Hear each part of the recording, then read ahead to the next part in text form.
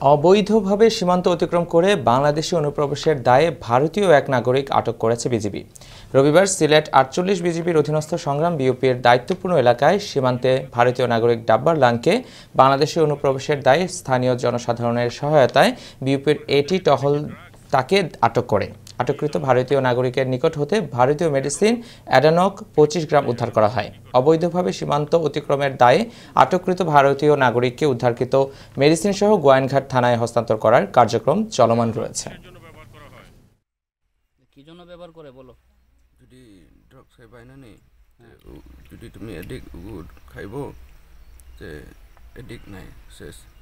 বেশি খাইলে যখন বেশি এডিক্টেড হয়ে যাবে তখন এটা খেলে। আচ্ছা, আপনারা এই সম্পর্কে ধারণা আছে? এই পাউডার সম্পর্কে আপনাদের কারো ধারণা আছে? এই মাত্র এই প্রথম। যাক, এই প্রথম না? তো যাক, আপনাদের বিশেষ ধন্যবাদ। অধিনায়ক মহোদয়ের পক্ষ থেকে আপনাদের অসংখ্য ধন্যবাদ জ্ঞাপন করছেন। ঠিক আছে, এত